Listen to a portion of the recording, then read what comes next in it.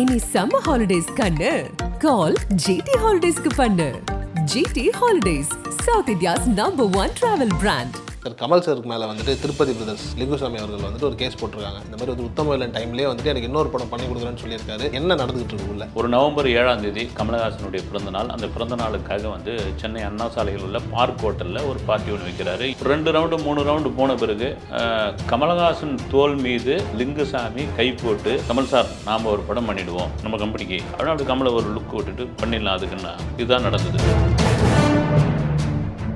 என் மேலே கை போட்டியா நீ பண்ணிடுவேன்னு சொல்லி உத்தமவேலனை அதற்காகவே ரெடி பண்ணி வச்சு செஞ்ச படம். ஏன்னா உத்தமவேலனுக்கு பிறகு நீங்கள் திருப்பதி பிரதர்ஸ் வந்து விழுந்தது தான் பெரும் கடனாளியாக மாறி வட்டி கட்ட முடியாத ஒரு சூழ்நிலைக்கு வந்து ஒரு கட்டத்தில் காணாமல் போய் செக் மோசடி வழக்கெல்லாம் வந்து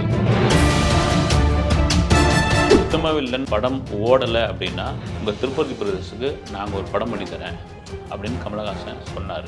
அதுதான் நாங்கள் கேட்குறோம். லிங்குசாமியுடைய சகோதரர்கிட்ட கூட நான் பேசுகிறேன், என்னங்க தான் விவகாரம் அப்படின்னு. உங்களுடைய பிரதர் கமலஹாசனுடைய தோல் மீது கை போட்டார். சத்தியமாக கிடையாது சார். ஏன் சார் நியாயமாக இது? இதெல்லாம் அப்பட்டமான பொய், இது கிடையவே கிடையாது. அந்த படம் வந்து ஒரு டிசைன் ஆகி வர நேரத்தில் கமலஹாசன் எடுத்து ஃபோன் வந்தது, இல்லை இந்த கதை ரொம்ப இதுவாக இருக்குது, வேணாம் நம்ம வேற ஒரு கதை ரெடி பண்ணுவோம்னா வேற ஒரு கதையை வந்து லிங்கு யோசனை பண்ணிக்கிட்டு இருந்தப்போ திருஷ்யம் படம் சூப்பர் டூப்பர் ஹிட்டாக ஓடிக்கிட்டு இருக்கு. சரி இந்த படத்தில் சார் ரீமேக்கில் பண்ணால் நல்லாயிருக்கும். அவர்கிட்ட போய் திருஷ்யம் படம் மலையாளத்தில் பார்த்தீங்கன்னா சார் பார்த்தேன் நான், இதை நீங்கள் நடிச்சு கொடுத்தீங்கன்னா நல்லாயிருக்கும் அப்படின்னு. என்னங்க சரத்குமார் ராஜ்கிரண் நடிக்க வேண்டிய கேரக்டர்லாம் என்ன எழுதி சொல்கிறீங்க அப்படின்னாரு. அடுத்த சில நாட்களில் பாவனாசன் தலைப்புட வருது, இவர் நடிக்கிறாரு.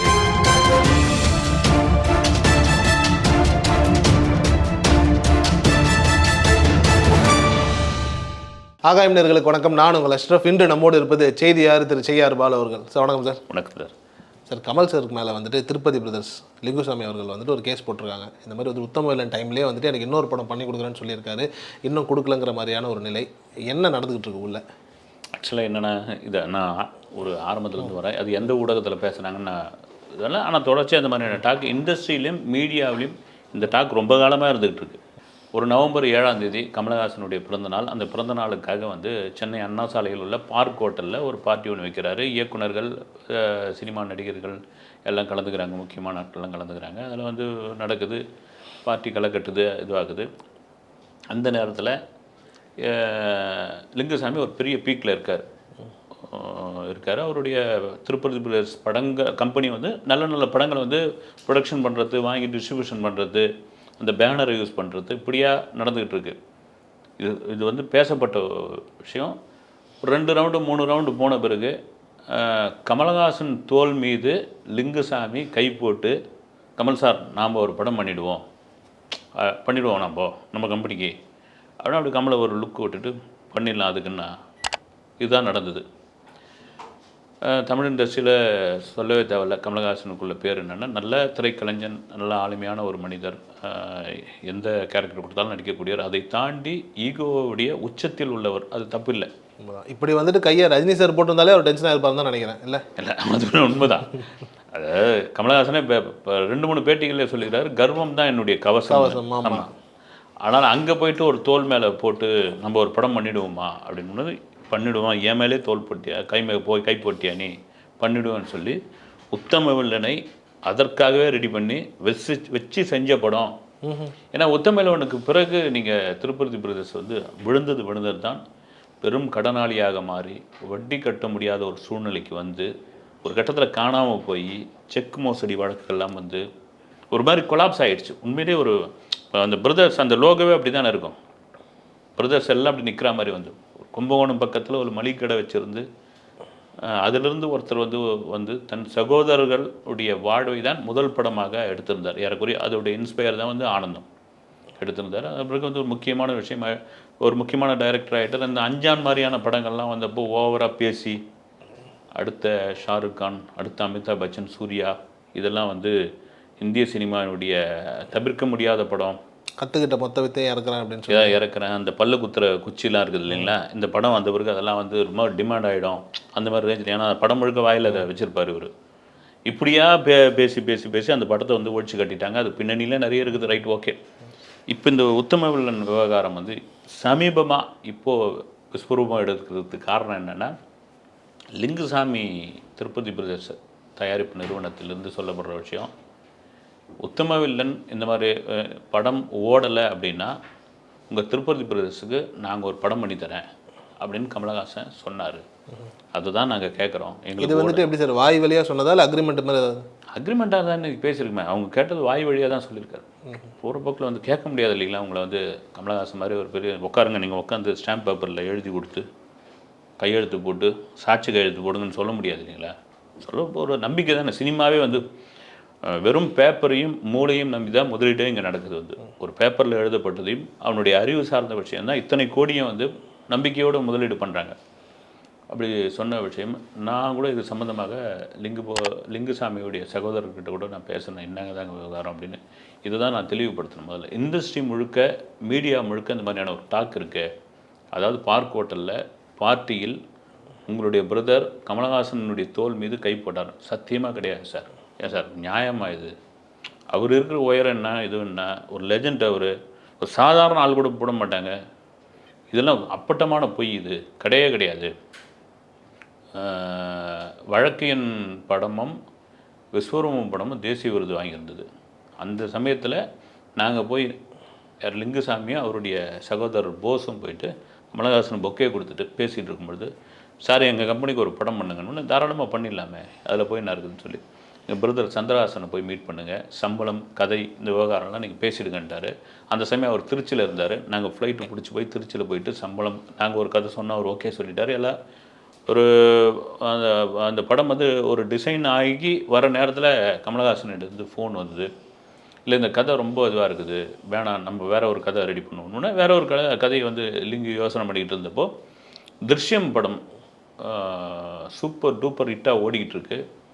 சரி இந்த படத்தில் சார் ரீமேக்கில் பண்ணால் நல்லாயிருக்கும் அப்படின்ட்டு நாங்கள் திரும்பவும் போய் அவர்கிட்ட போய், திருஷ்யம் படம் மலையாளத்தில் பார்த்தீங்களா சார்? பார்த்தேன் நான் அப்படின்னாரு. இதை நீங்கள் நடித்து கொடுத்தீங்கன்னா நல்லாயிருக்கும் அப்படின்போது, என்னங்க சரத்குமார் ராஜகிரண் நடிக்க வேண்டிய கேரக்டர்லாம் என்ன நடிக்க சொல்கிறீங்க அப்படின்னாரு.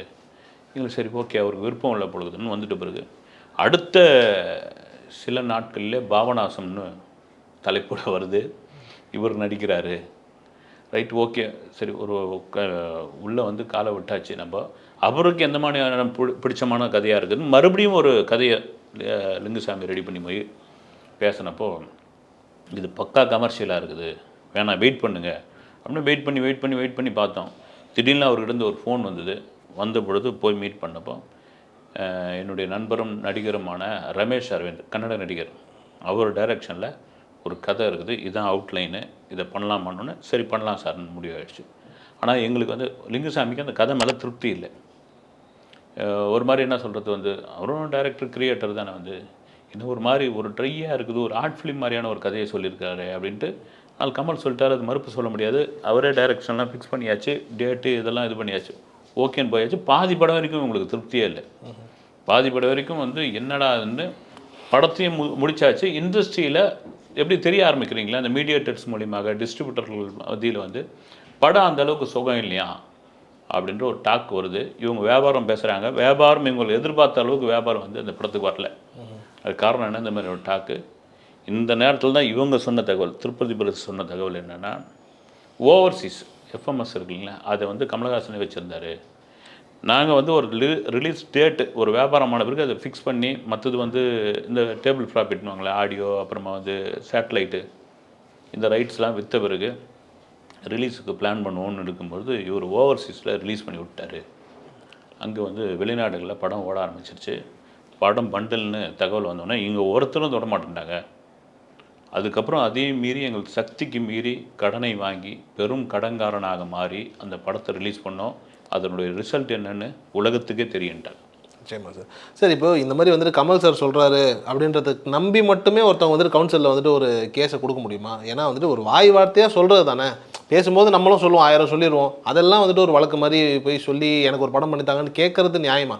இல்லை, அது அவங்க வந்து ஒரு அக்ரிமெண்ட் ஏதோ பேசி போட்டிருக்காங்க. இருக்கு. ஏன்னா நீங்கள் சொல்கிற மாதிரி ஒரு சொல்லிவிட்டு அதை போயிட்டு இது பண்ண முடியாது வந்து. அதனால் அக்ரிமெண்ட்டுக்கு போட்டிருக்காங்க, அதை கொடுத்துருக்காங்க.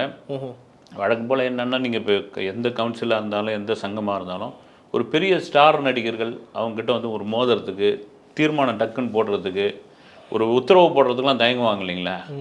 இப்போ கமலஹாசன் கவுன்சிலில் வந்து இப்போ பேசுங்கன்னா அப்படி வருவார் அவர். அதனால் எப்படியே இது போட்டு இழுக்கு போட்டுக்கிட்டு, இல்லை நீங்களே பேசிங்க ஒரு வழியா அப்படின்னு சொல்லிட்டு இருக்காங்க. இப்போ இந்த மாதிரி தொடர்ச்சியாக அந்த இது வரும்பொழுது இவங்க என்ன கேட்குறாங்க, நான் கூட அது சம்மந்தமாக பேசும்போது கேட்டேன் நான் அவர்கிட்ட வந்து, சார் நீங்கள் பணமாக கேட்குறீங்களா படம் கேட்குறீங்களான்னு. கமலஹாசனிடமிருந்து பணம் கேட்குறீங்களா படம் கேட்குறீங்களா? சார் நாங்கள் வந்து படம் தான் கேட்குறோன்னு. சரி இப்படியே வச்சுப்போம், நீங்கள் படமே கேட்குறீங்க, இவ்வளோ தூரம் வந்து இவ்வளோ சுற்றி இவ்வளோ மீடியாவில் பேசி எங்களுக்கு படம் கொடுங்க, கமலஹாசன் வாக்குறுதி கொடுத்தாரு, அதை தவறிட்டார், உத்தமவில் வந்து லாஸ்ட்டாக நாங்கள் நடுத்தருக்கு வந்துட்டோம், இவ்வளோ சொல்லிட பிறகு அவர் படம் கொடுக்குறாரு, அவருடைய வன்மத்தை உங்களுடைய ஷூட்டிங் ஸ்பாட்டில் காமிச்சாருன்னா தாங்குவீங்களான்னா அதுக்கு பதிலே இல்லை வந்து, இல்லை சார் படம் கொடுத்தா நாங்கள் இது பண்ணிவிடுவோம் சார் அப்படின்றாங்க. இல்லை அது மட்டும் இல்லாமல் சார், இப்போ கிட்டத்தட்ட ஒரு 400-500 கோடி விக்ரம் வசூல் பண்ணியிருக்கு. உத்தம வில்லன் பண்ணும்போது உண்மையிலேயே கமல் சாருக்கான மார்க்கெட்டுங்கிறது அவ்வளோ பெருசாக இல்லை. எல்லாருமே சொல்கிறாங்க இந்த படம் தான் கமல் சினிமாவோட கமல் அவர்களுடைய கெரியர்லேயே மிகப்பெரிய படம்னு. இதுக்கப்புறம் வந்துட்டு கமல் சார்கிட்ட போய் ஒரு படம் கொடுங்கன்னு சொல்லி அந்த சின்ன நஷ்டத்துக்கு வந்துட்டு இவ்வளோ பெரிய ஒரு படம் கேட்பதுங்கிறது வந்துட்டு நியாயமா? இல்லை அது நாம் நீங்கள் சின்ன நஷ்டன்றீங்க, எங்களுக்கு அது பெரிய நஷ்டம். நாங்கள் படம் பண்ணிக்கிட்டு இருந்தோம், அந்த படம் கையில் இந்த உத்தமவில்லன் தொடர்றதுக்கு முன்னாடி நாங்கள் ஒரு மீடியம் பட்ஜெட்டில் கொஞ்சம் இதுவான பட்ஜெட்டில் படம் பண்ணியிருந்தோம். இதை பண்ண பிறகு தான் நாங்கள் ஒரு பெரிய கடன் சுமைக்கு ஆளானோம், எங்களுக்கு நிறுவனமே அப்படி விழுந்தது, இதிலிருந்து இன்னும் நாங்கள் மீள முடியல அப்படின்றாங்க வந்து. இந்த நேரத்தில் என்னென்னா கமலஹாசன் நம்ம வந்து தவறாக சொல்ல, மகாராசன் ஒரு படம் பண்ணியிருப்பார் உங்களுக்கு தெரியும், பானுபிரியாலாம். அதுக்கு என்ன ஒரு 10 நாளோ 12 நாள் தான் கால் ஷீட் கொடுத்தாங்க. அதனுடைய டைரக்டர் ரங்கராஜனுக்காக வந்து ஜிஎன் ரங்கராஜன், இப்போ அவருடைய சன்னு தான் ஜிஎன்.ஆர். குமாரவேல் வந்து பண்ணி கொடுத்தாரு வந்து. அவர் தொடர்ச்சியாக கமல் படங்கள்லாம் பண்ணி கொடுத்தாரு வந்து. அந்த படம் முழுக்கவே கமல் இருக்கிற மாதிரி இருக்கும், அது ஒரு லாபகரமான படம். நீங்கள் இப்படியே ரஜினி எடுத்துங்க, ஏவிஎம் ஒரு கட்டத்தில் நொடிஞ்சு ஓரளவுக்கு ஒரு சின்ன சர்க்கிள் வருது, ரஜினி பயங்கர பிஸி, அந்த நேரத்தில் வந்து எப்படி ரஜினிகிட்ட கால் ஷீட் கேட்க முடியும் அப்படின்னு இவங்க தயங்குறாங்க.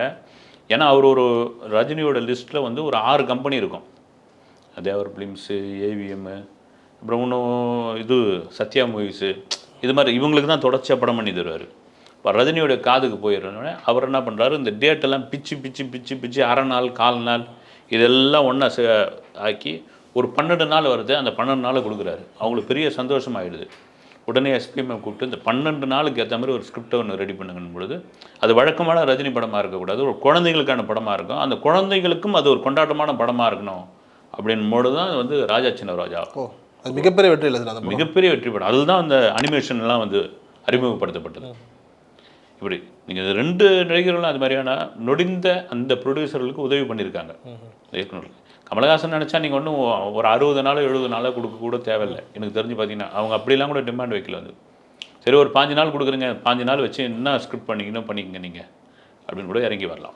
நிச்சயமாக. ஆனால் பெரும்பாலும் இந்த உதவி செய்கிறது அப்படிங்கிறது வந்துட்டு ரஜினி சார் கம்பேர் பண்ணும்போது கமல் சார் கொஞ்சம் கம்மியாக பண்ணுறாரோ அப்படி ஒரு பார்வை இருக்குல்ல? இல்லை நிச்சயமாக உண்டு வந்து.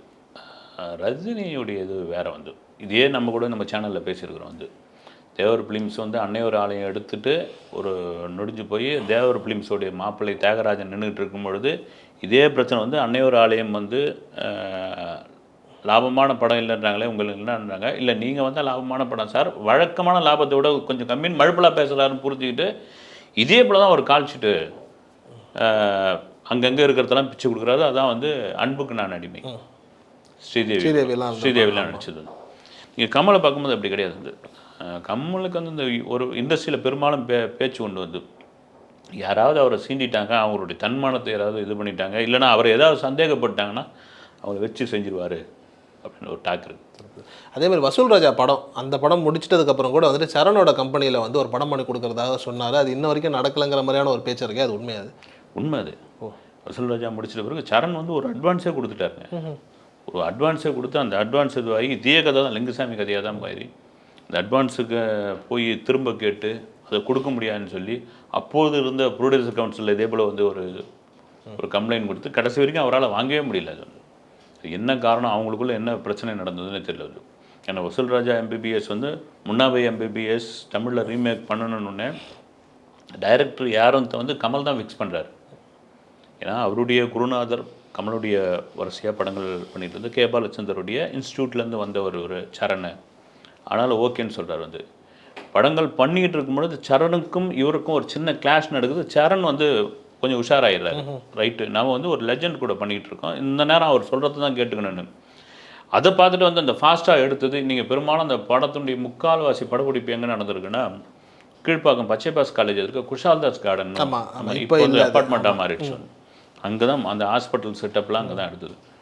கம்ப்ளீட்டாக முடித்தோடனே அவருக்கே பார்த்தோன்னே செம கெட்டிக்கார டைரக்டராக இருக்கார் இவர், வந்து கரெக்டாக அந்த பிளான் பண்ண அளவுக்கு முடிச்சிட்டாருன்னா, அப்போ தான் சரண் வந்து சார் ஒரு சொந்த படம் எடுக்கலான்னு இருக்கேன், அதுக்கு நான் தாராளமாக கண்டு ஒரு சம்பளம் ஒரு செக்கு போட்டு கொடுத்து, இதே கதை தான், கதை எந்த கதையை வெறுத்து போய் கொடுத்தா அதை வேணான்றாரு, இது ஆகுது, ஏதோ ஒரு விதத்தில் வந்து மிஸ் அண்டர்ஸ்டாண்டிங் ஆகி கடைசி வரைக்கும் அது வாங்காமல் போய் அப்புறம் முனி படம் சொந்த படம் எடுத்து லாஸ் ஆகி கடைசி வரைக்கும் வாங்கவே முடியல அவரால், வந்து அது உண்மை தான். அது நிச்சயமா சார். சார் ஆனால் இப்போது திருப்பதி பிரதர்ஸே இருக்காரு, லிங்குசாமி அவர்கள் அதுக்கப்புறம் வந்துட்டு லைஃப்பில் ரொம்ப ஒரு பின்தங்கிய ஒரு நிலை தானே சார். சமீபத்தில் ஜெயிலுக்கு கூட போகிற மாதிரி அரெஸ்ட் வாரண்ட் இஷ்யூ பண்ணாங்க, வாரியர் படமும் ஓடலை.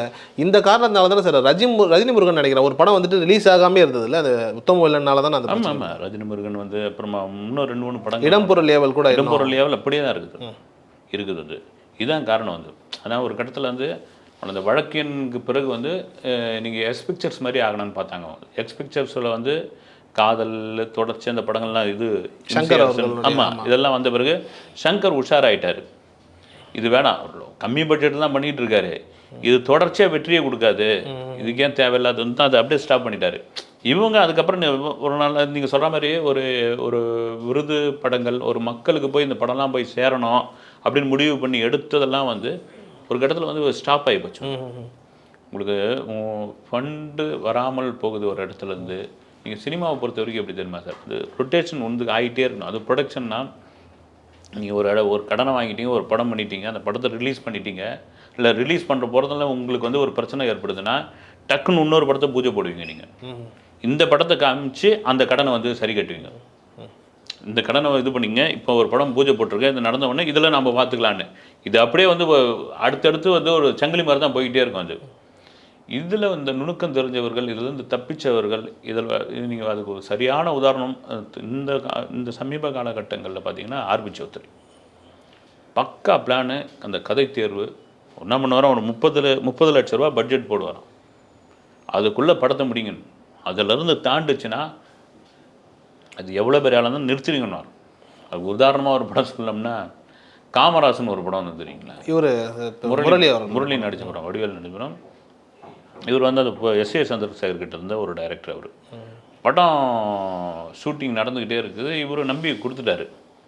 ஆனால் அங்கேருந்து வந்த தகவல் என்னென்னா, எதிர்பார்த்த அளவுக்கு அது டைரக்டர் எடுக்கலை அப்படின்னு. சரி, எடுத்து வரைக்கும் போதும், அது வரைக்கும் ப்ராசஸிங் பண்ணுங்கள், எடுத்துன்னு வந்து போடுங்கன்றாங்க. போட்டு காமிச்சா எல்லாமே வந்து சீன் ஆர்டரே தப்பாக இருக்குதான். கடுப்பாகி போய் படத்தையே ட்ராப் பண்ணுங்க. அப்புறம் முரளி போய், சார் ட்ராப்லாம் பண்ணாதீங்க சார், வேறு யாருன்னா ஒரு டைரக்டர் கூட வச்சு எடுத்துங்க, அவர் பேர் கூட இருக்கட்டும், பேரை தூக்குனா கூட அவருக்கு இதுவாகிடும், ஏன்னா அவருக்கு முதல் படம் அப்படின்னா அந்த படத்தில் ஒர்க் பண்ண ஒரு கோ டைரக்டர் இல்லை வெளியே இருந்து ஒரு டைரக்டரை பிடிச்சி கம்ப்ளீட் படத்தையும் முடிச்சு கொடுத்துருக்காரு. அந்த ஒரு கட்ஸ்லாம் வேணும். வந்து அதுக்கு என்னென்னா சினிமாவிட அந்த நாலேஜ், கதையோடைய நாலேஜ்லாம் தெரிஞ்சிருக்கணும். ரொம்ப வெறும் ப்ரொடக்ஷன் மட்டும் இருந்தால் போதாது. உண்மைதான் சார். ஆனால் பெரும்பாலும் இயக்குநர்கள் வந்துட்டு தயாரிப்பாளர்கள் ஆனாலே தோத்துடுறாங்களே, என்ன காரணம் அது? அது காரணம் என்னென்னா ரொம்ப சிம்பிளான ஒரு விஷயந்தான். நீங்கள் இயக்குனர், நீங்கள் திடீர்னு நீங்கள் வந்து நான் ஒரு ப்ரொடியூசர், எனக்கு வந்து ஒரு 5 படம் பண்ணி தரீங்க, 5 படமும் சூப்பர் ஹிட்னு பண்ணு, ஆட்டோமேட்டிக்காக உங்களுக்கு ஒரு மனசில் என்ன ஆகிடும், 5 படம் நம்மளால் தான் ஓடிச்சு, நம்ம தான், நம்முடைய மூளை தான், நம்முடைய எழுத்து தான், நம்முடைய க்ரியேட்டிவிட்டி தான், இதெல்லாம் காரணம் தான். ஏன் நாமளே முதலாளி ஆனான்னா நாம் அந்த படத்தை தயாரித்தா என்ன அப்படின்னு ஒரு எண்ணம் வரும்பொழுது என்ன ஆகுதுன்னா, இங்கே கிரியேட்டர் அழிஞ்சு போயிடும். இப்போ நீங்கள் ஒரு சீன் ஃபிக்ஸ் பண்ணியிருப்பீங்க, 1000 ஜூனியர் ஆர்டிஸ்ட் வேணும் அப்படின்னு. நீங்கள் ஒரு ப்ரொடியூசராக அங்கே போய் நிற்கும் பொழுது 1000 அப்படின்னா ஒரு தலைக்கு 1000 ரூபாய், 1000 × 1000 கணக்கு பண்ணும்போது என்ன ஆகிடுங்க, ஐயோ ஒரு நாளைக்கு எவ்வளோ ஆகுதான்னு சொல்லி, சரிப்பா சீனை நான் இது பண்ணிக்கிறேன், நான் ஒரு 100 பேர் போதுன்னு அங்கே அடிபட்டு போகுது. கிரியேட்டராகவே இருக்கணும், ப்ரொடியூசர் அவங்க வந்து அந்த ப்ரொடியூசருக்கு அவங்களுக்கு தெரியும், வந்து அந்த வியாபாரனுக்கு வந்து 1000 பேர் அங்கே ஒரு டைரக்டர் விரும்புகிறாங்கன்னா சரி ஓகே போடுவோம், இன்னொரு இடத்துல இது பண்ணுவோம். இதுதான் வந்து நீங்கள் கிரியேட்டிவிட்டி சுத்தமாக போய்டும். கரெக்டான ஒரு கேள்வி விட்டீங்க. நீங்கள் வந்து ஒரு இயக்குனர் தயாரிப்பாளர் ஆன போது பெரும்பான்மையான சர்க்கிள் தான் உண்டாயிருக்குது. அதே மாதிரி லிங்குசாமி வந்துட்டு ஒரு மிக திறமையான ஒரு இயக்குனர். ரன் படம், சண்டைக்கோழி இந்த 2 படத்தையும் வந்துட்டு விஜய் கிட்ட தான் சொல்லியிருக்காரு. விஜய் நடிக்க வேண்டிய நிலையில தான் இருந்தது. ஒரு கட்டத்தில் இந்த 2 ஜோடி வந்துட்டு இது நடிச்சே ஆகணும். அதாவது விஜய் வந்து அவர் படத்தில் நடித்தா ரொம்ப நல்லாயிருக்கும்னு எதிர்பார்த்த காலமும் உண்டு. சங்கர் கூட ஒரு இடத்துல சொல்லியிருப்பார், நீங்கள் 2 பேரும் எப்போ சேர போகிறீங்க அப்படின்னு. அந்த மாதிரி சூழலில் வந்துட்டு இப்படி ஒரு விஷயங்கள்லாம் நடக்குது அப்படின்னும் போது இப்போ விஜய் இதுக்கப்புறம் படம் நடிக்க மாட்டாருன்னு வச்சுக்கோங்களேன். ஆனால் அவர் கரிசனமோ இல்லை ஒரு பார்வையோ இல்லை அவர் படம் பண்ணி கொடுக்குறது இந்த மாதிரி ஏதாவது பேச்சுவார்த்தைகள் நடக்குமா? வாய்ப்பு இல்லை. இது இப்போ வாய்ப்பு இல்லை. மேபி வந்து ஏன்னா தளபதி 69 ஏறக்குறைய டைரக்டர் அவங்க ஃபிக்ஸ் பண்ணிட்டுருப்பாங்க. விஜய்லாம் ஏறக்குறைய ரஜினி மாதிரி தான் வந்து இன்றைக்கி லைம்லைட்டில் எந்த குதிரை ஓடுதோ அவர் தான் நம்ம டைரக்டர்னு. நீங்கள் சொல்கிற மாதிரி ஒரு 2-3 சிட்டிங் அது நடந்திருக்கு. அதுவும் வந்து ரன் படத்துக்கு அப்புறம் விஜய் என்ன சொன்னாரா, அது விஜய்க்கு சொன்ன கதை தான். விஜய் வந்து அந்த படத்தை ஒரு ப்ரீவியூ தேட்டரில் நுங்கம்பாக்கத்தில் ஒரு ப்ரீவியூ தேட்டரில் பார்த்துட்டு எதிர்க்க லிங்குசாமி வராப்லையும் வந்த உடனே அப்படி நின்றுட்டு, சார் மேலே ரொம்ப கோபமாக இருக்கிறேன் அப்படின்னு. சார் என்ன சார் அப்படின்னாரு. வந்து நீங்கள் வந்து வெறும் ஒன்லைன் மட்டும் தான் சொல்லிட்டு போனீங்க, முழு கதையும் என்கிட்ட சொல்லவே இல்லை, இதுதான் அப்படின்னு சொல்லிட்டு போனீங்க. அந்த படத்தில் நீங்கள் ரன்னில் ஒரு பெரிய விஷயம் என்னென்னா, இந்த ஓடி போய் இந்த ஷட்டரை எடுத்து விடு அந்த சன் சீக்வன்ஸ் தான் பெரிய ஹிட். இதெல்லாம் வந்து இது எனக்கான படம் சார் இது அப்படின்னு சொல்லி சின்னதாக கோச்சின்னு போயிருக்காரு. அதுக்கப்புறம் 2-3 பேச்சுவார்த்தையெல்லாம் நடந்திருக்கு. அது உடனே நம்ம நினைக்கிறது நடக்காது இல்லைங்களா. அது மாதிரி விஜய் மாதிரியான ஒரு பெரிய ஹீரோக்கள் விஷயம் வரும்பொழுது அது மாறிப்படுத்து. நீங்கள் வெங்கடேஷ் ஒரு தடவை பேசிகிட்டு இருக்கும்போது சொன்னார், வந்து திடீர்னு ஒரு நாள் இந்த இது ஏஐ படம் சரத்குமார் படம் கமிட் ஆகிட்டேன். இது விஜய் சார்கிட்டேருந்து ஃபோன் வந்தது. வந்தவுடனே ஆனால் எனக்கு ஒரு கதை ரெடி பண்ணுங்கள், எனக்கு ஒரு படம் பண்ணோம், கதை ரெடி பண்ணுங்க அப்படின்னாரு. வந்து எனக்கு ஒன்றுமே புரியல, கவிதாலயாவுக்கு கால் ஷீட் கொடுத்துருக்கேன் நான் அப்படின்னே. சார் நான் யோசனை பண்ணுறேன் சார், இன்னும் 1 வாரமாக போட்டு மண்டையை பிச்சுக்கிறேன், 1 வாரத்துக்கு அப்புறம் போய் நிற்கிறேன் நான். என்ன நான் சார் உங்களுக்கு நான் பகவதி பண்ணும்போது இருந்தது வேறு, இப்போ உங்கள் ரேஞ்சு வேறு மாதிரி இருக்குது, நான் எவ்வளோ மண்டையை பிச்சு போடுறேன் வரவே மாட்டேங்குதுன்னு. சரி இன்னும் 1 வாரம் டைம் தரேன் அப்படின்னு. அப்போ என்ன சொல்கிற வெங்கடேஷ், ஒரு 4-5 கதையாசிரியர்களை கூப்பிட்டு உட்கார வச்சு ஒரு கதை இது பண்ணணும்னு தோணலை எனக்கு, விட்டுட்டேன். அதுக்கப்புறம் சரண்டரே ஆகிட்டேன். இல்லை சார் என்னால் பண்ண முடியல சார். இல்லை நீங்கள் டிலே பண்ண உடனே நான் வந்து ரமணான்னு ஒரு டைரக்டர் ஒரு கதை சொன்னார், அது நல்லா இருந்தது, திருமலை. இப்படி தான் வாய்ப்புகள் வந்து நீங்கள் டிலே பண்ணிங்கன்னா ஒரு வாய்ப்பு வரும்பொழுது போகும்போது அவங்க ஹீரோ உங்களுக்காக காத்திருக்க மாட்டாங்க இல்லைங்களா. அவங்களுக்கு பலதரப்பட்டலேருந்து கதைகள் வரும், அறிமுகங்கள் கிடச்சிக்கிட்டு இருக்கோம். இப்படி தான் லிங்குசாமி ஒரு தடவை சொன்னார், வந்து இப்படி மிஸ் பண்ணது தான் நான். இவ்வளோ திறமையான லிங்குசாமி வந்துட்டு அடுத்து படம் இயக்குவாரா, தயாரிப்பாரா? கமல் அவர்களுடைய பார்வையில் வந்துட்டு ஒரு படம் பண்ணுவாரா? இல்லை கமல் பண்ணுவாரா இல்லையான்னு எவனா கமல் நீங்கள் இவ்வளோ தூரம் இவ்வளோ மீடியாவில் பேசி கவுன்சிலில் பஞ்சாயத்து பண்ணி அதுக்கு ஒரு புகார் கொடுத்து இவ்வளோ பேச்சு அடிப்பட்ட பிறகு கமல் பண்ணுவாரான்ட்டு மிகப்பெரிய கேள்விக்குறி. அதுதாண்டி லிங்குசாமி படம் பண்ணுவாரா அப்படின்னா, ஏன்னா இப்போ வாரியர் பண்ணார், வந்து அவ்வளோ புகழ்ந்துக்கிட்டு இருந்தாலும் தெலுங்கு நடிகர்லாம் அப்படி நம்பிக்கிட்டு இருந்தாங்க. இங்கே ப்ரொமோஷன்லாம் பயங்கரமாக பண்ணாங்க. ஆனால் அவருடைய பழைய டச்சு இல்லை பழைய டச்சில் இப்போ சினிமாவே மாறி போய்க்குதுங்க உங்களுக்கு. இப்போ இருக்கிற 2K கிட்ஸ்லாம் வந்து வேறு மாதிரியே திங்க் பண்ண ஆரம்பிச்சிட்டாங்க. அதுக்கு லிங்குசாமி அடாப்ட் ஆவாரா அப்படின்னு தான் ஒரு பெரிய கேள்வியாக இருக்குது. நிச்சயமா ரொம்ப நன்றி சார் நேரத்துக்கு. இனி சம்மர் ஹாலிடேஸ் கண்ணு கால் ஜிடி ஹாலிடேஸ்க்கு பண்ணு. GT holidays, south India's number 1 travel brand.